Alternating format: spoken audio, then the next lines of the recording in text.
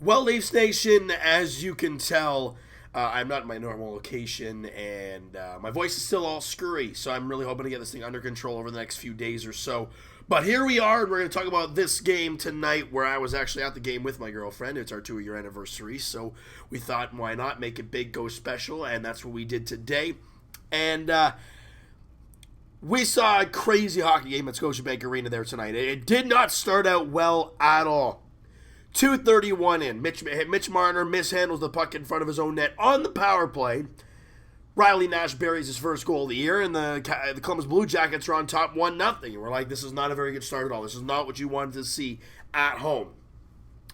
3 minutes afterwards, Pierre-Luc Dubois behind the net kind of goes around front, kind of just puts it in front, and it just beats Frederik Andersen to the far post. And just like that, 2-0 on 2 shots for the Columbus Blue Jackets, and things are not looking good early for the Leafs. It is not looking pretty. But they find a way to right the ship a little bit. 6 minutes after that, the Leafs are now shorthanded. A turnover at the blue line because Mitch Marner goes up. Jake Muzzin did a great job, causing that turnover. Mitch Marner picks it up. 2-on-1 with him and Kapanen. A beautiful, and I mean gorgeous, backhand saucer pass from Mitch Marner. I think it hits the stick of the defenseman, but Kapanen still picks it up and buries it past Jonas Korpisalo, making it a 2-1 hockey game. And then with under 40 seconds to play in the period, a beautiful pass, an absolutely beautiful pass from Andreas Johnsson. It was kind of a slap pass to the far post to Austin Matthews. Korpisalo and everybody thought it was a shot. Meanwhile, it's a pass, and it was a wide-open little tap-in for Austin Matthews for his 8th goal of the year. Johnsson and Muzzin grab assists. Marner and Muzzin had assists on the Kapanen goal. We are tied at 2 after 1 period of play. And the shots on goal, I think, were pretty even, 13-9 in favor of the Leafs. So you know what? After that rough first 5 minutes, the Leafs played a really good pretty good, 3/4 of the first period, and end the period tied. Not a bad thing. Second period rolls around. A great job. Again, late in the period, just over 15 seconds to play.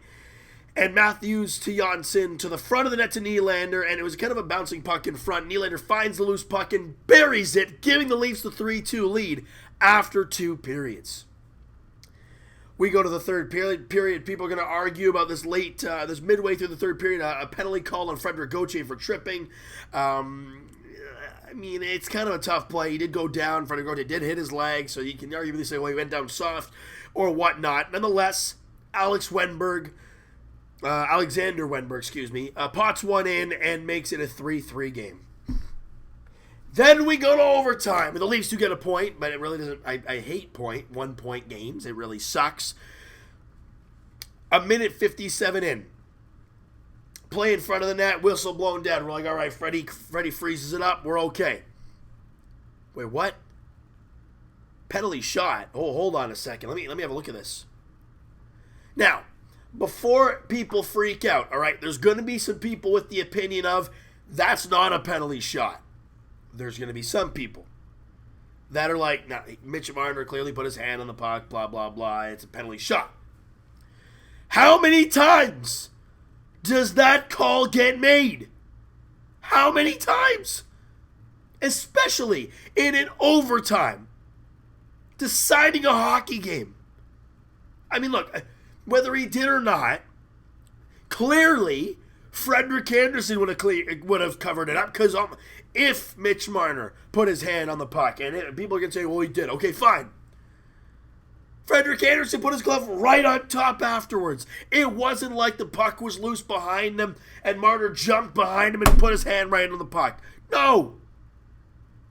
How do you make a call like that to decide a game? I just don't understand that. I really don't get how these referees, and I was at the game and I was not happy because I'm like, is that really how you're going to end this game?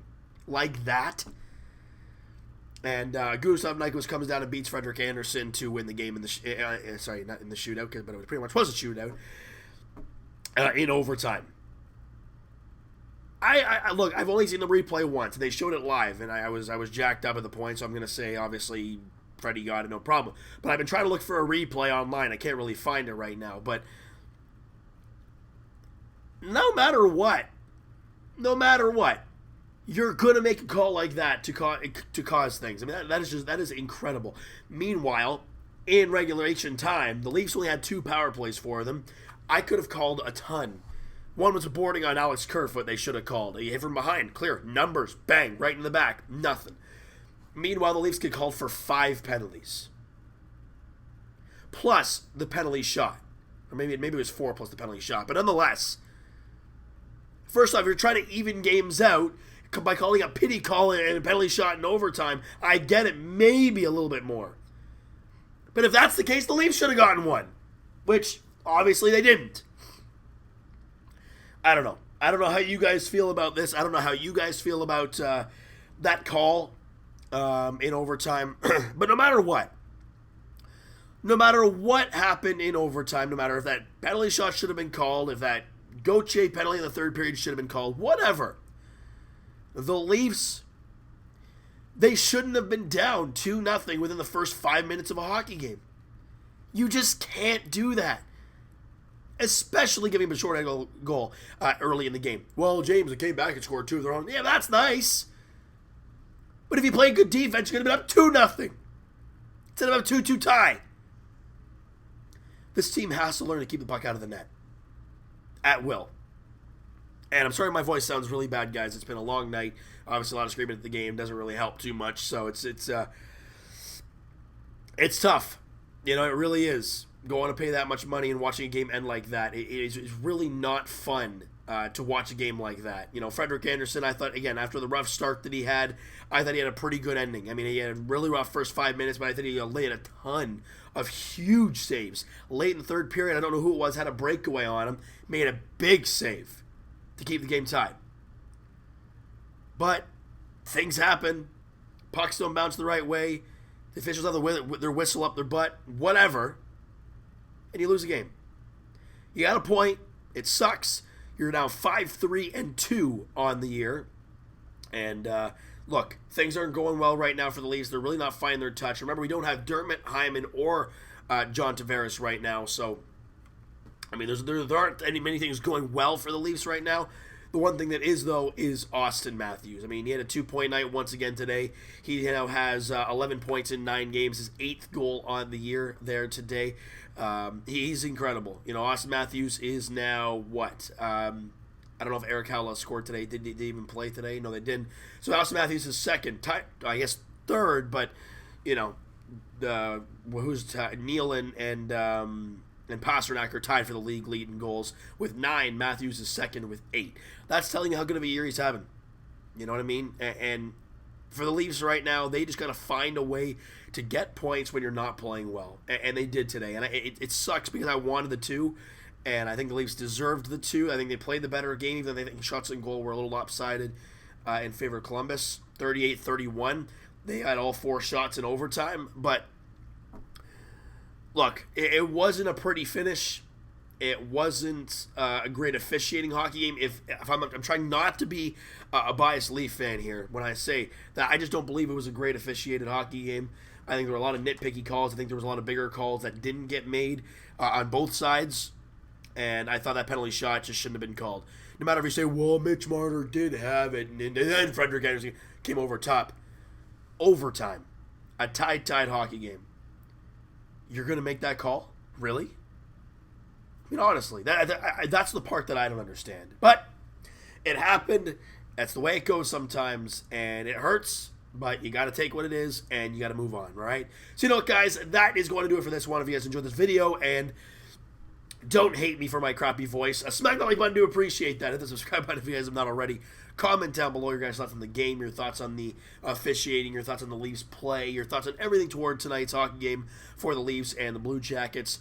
All right, and Twitter is down below for myself. Follow up, send me a DM, do all that great stuff, and I will talk to you guys Raptors edition in Game 1 of the season.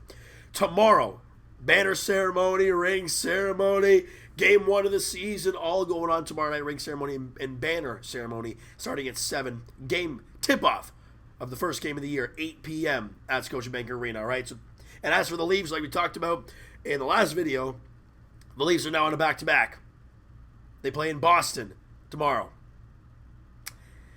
So, Hutchison and Rask are the expected starters in the game. They're in Boston 7 o'clock tomorrow. The Leafs just played an overtime game today at home. I'm not too sure how we're going to fail. I didn't mean to say that. How we're going to fare tomorrow against the Bruins in Beantown. It's going to be really difficult, but we're going to have to wait and see how it plays out, though. Thank you so much for listening and watching. Hope you guys enjoyed this video. Talk to you guys then.